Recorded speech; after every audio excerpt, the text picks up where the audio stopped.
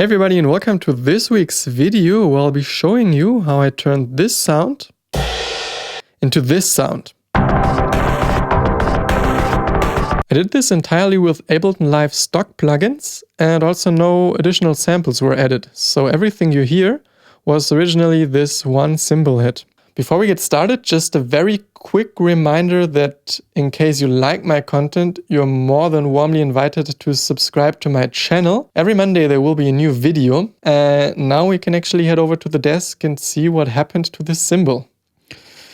So here we are inside Ableton as always, and I'm just going to play the whole thing for you once more so you can get the vibe for a little longer than in the intro, which was really short.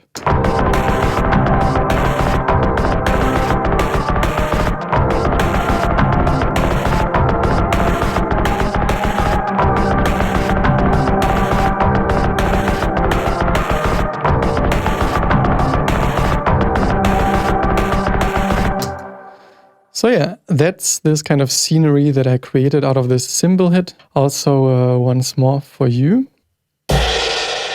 That's the sound. And I'm just gonna walk through those different parts that I created out of it. Let's start with this type of kick drum. I called it Meshuggah because at one part of my life I was a huge fan of Meshuggah, and they inspired me to create this kind of rhythm. Especially I had to think of this tune called Bleed. And so here, actually I'm gonna mute this, so we only have the simpler, and it's tuned down by quite a lot and has some pitch envelope. If I take them off, it should sound kind of like the cymbal.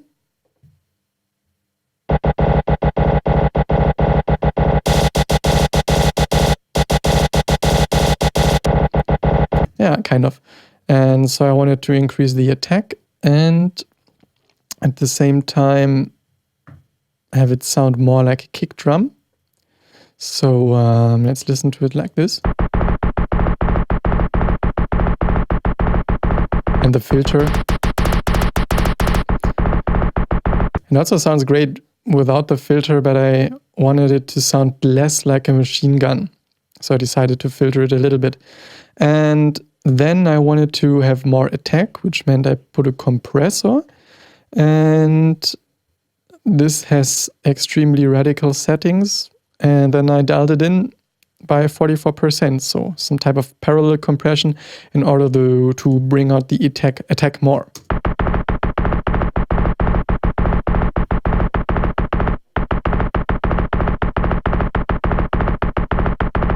And there we have our nice Meshuggah line. And actually, while I played with the transpose function, I realized that it sounds very interesting if it's automated. So I created another one that sounded like this. And as you can see, the transpose value is automated, so you can hear this changing pitch. Here I actually did a thing I really like to do, which is the random panning. So you can hear that it actually moves around in the stereo field, which, especially together with the other parts, worked really well because this gave it some more movement. It's not very obvious. You will see it later when all the elements are playing again. And it made sense to me, and it felt good. So together they actually sound like this.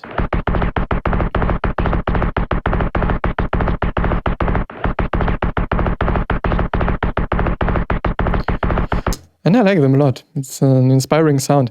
And those ones I even also filtered them. It looks weird to have this filter and this filter, but sometimes it just looks like this at the point where it feels good. I wanted to have less low end, so that's why I decided for this and a little more mid-range. And it has the same compressor, I think exactly the same. Yeah. So that's my kind of kick drum. Then after a kick drum, very often a snare follows, and let's actually rebuild the first initial state. Again, pitch, envelope, and a transpose. So at the very beginning it sounded like this. Oh, and you can see again, I automated the transpose to have some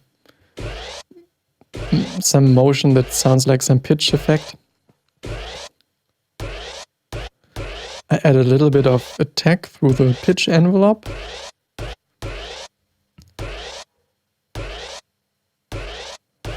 And the next, yeah, actually, I liked it already like this with the kick drum.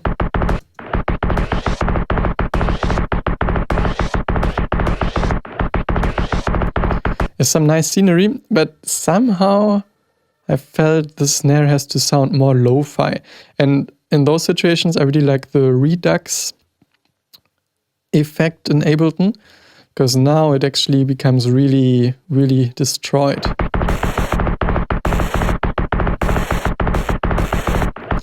And I EQ'd it a little.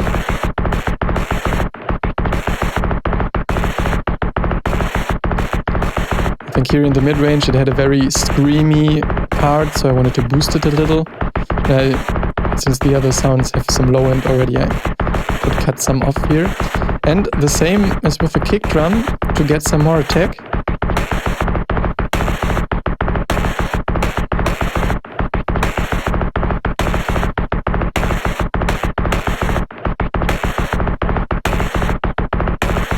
Yeah, and this is kind of a beat already. Oh, actually, some tiny reverb I have as well. It's almost non-audible, but it makes the tail a little more, a tiny bit longer, and somehow the sound fits in a little better, but it still sounds really dry, which is what I wanted. And yeah, it sounds ugly, but I kind of love it. And then there's some type of hi-hat where I've put the arpeggiator on it. It's kind of doesn't really have a big impact because the fragments are so small that you don't create lots of motion through this, but still I had this type of 16th note rhythm.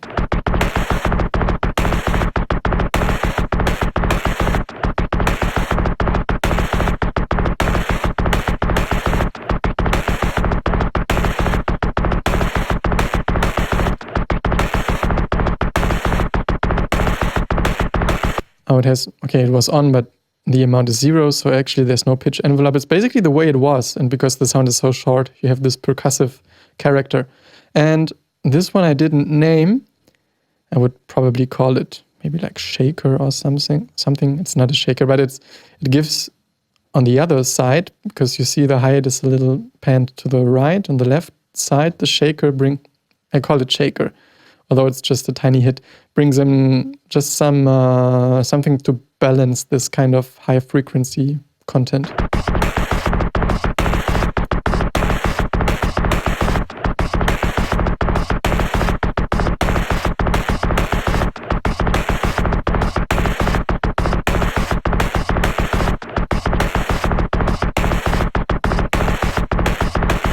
Yeah, and I like this feeling a lot. It feels comfortable to me. And this is kind of the beat, which you could now put together with whatever. You can also play with the tempo. I guess actually I never played with the tempo. Let's see what happens if I put this in a slower tempo. Oh, nice.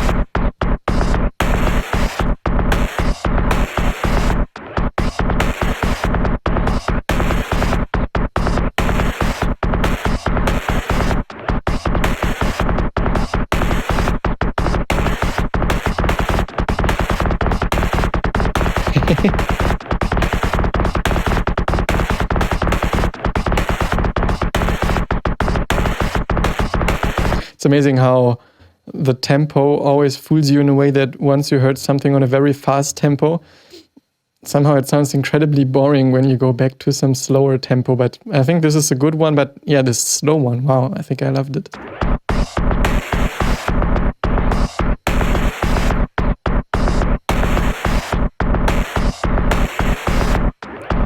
I'm going to stay with 103 and see, because my melodic content was created for this tempo, but I want to try later also how this sounds with those guys. So here I have a thing called bass, And let's see what this was in the first place. So again, as you could guess, the pitch envelope and some heavy transposition, minus 36, okay.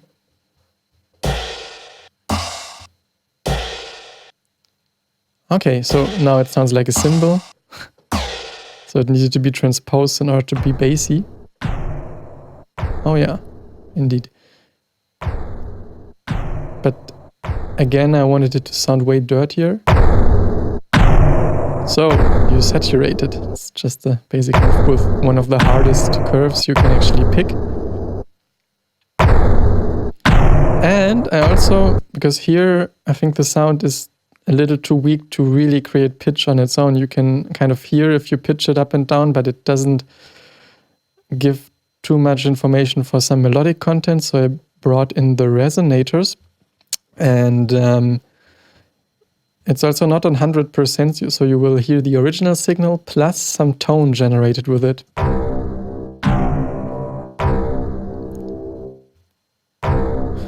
And I automated the second tone,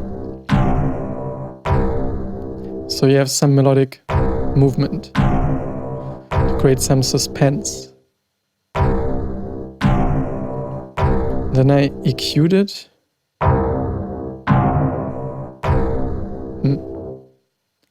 Do I really need this EQ?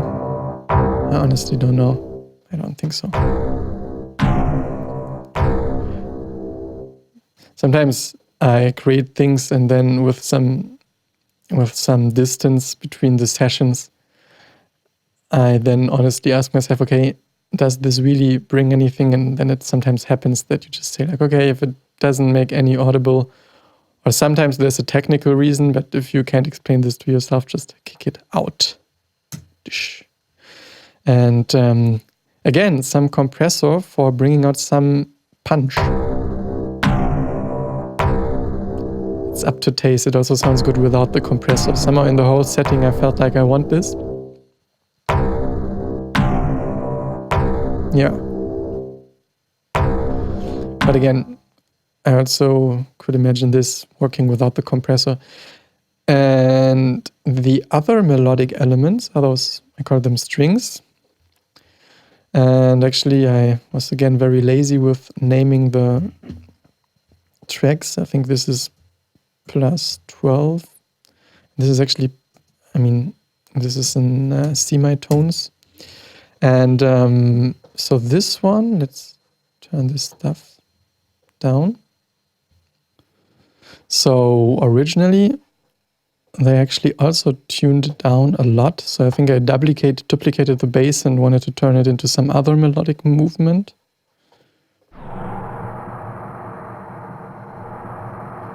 And it loops. So now it just sounds like some noise that has been generated. And probably, yeah, it comes from the bass, so it's the same saturation curve. And now it's just some ambience.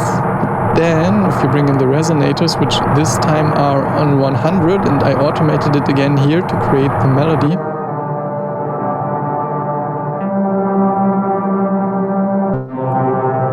This beginning is always a little bumpy, but in the whole arrangement, it doesn't sound as bad as it does in solo. And some pseudo-suspenseful melody. And then one octave higher.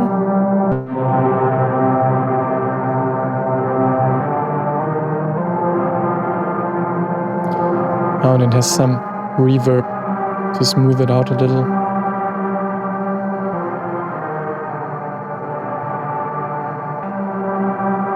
And one more.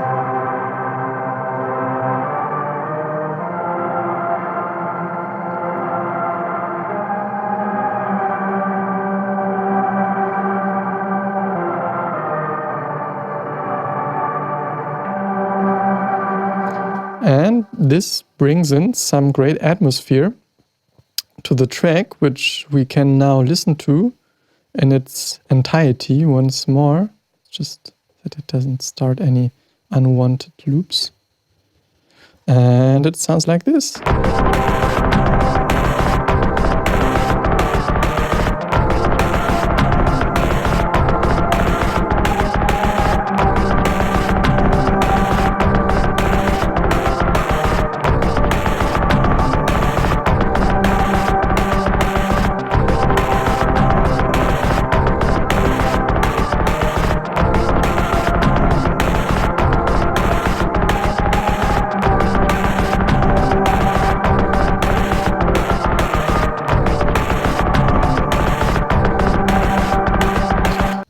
So you could see me playing around with the compressor because I felt it was too much attack. Actually, it was maybe a bad idea. And again, if I took it out completely, I missed a little bit. So this would require some more looking for the sweet spot. But apart from it, I like the feeling actually so far. So thank you so much for still being with me. I really appreciate everybody who watches my videos and hopefully get some little inspiration out of them. Next week I'll perform a little performance again with my push, because those tracks are actually perfect for being manipulated again and being used for some spontaneous improvisation or rearrangement session. Again, one reminder that I also appreciate anybody who subscribes to my channel or interacts with my videos, may it be a comment or a like. And otherwise, I'll wish you a great week.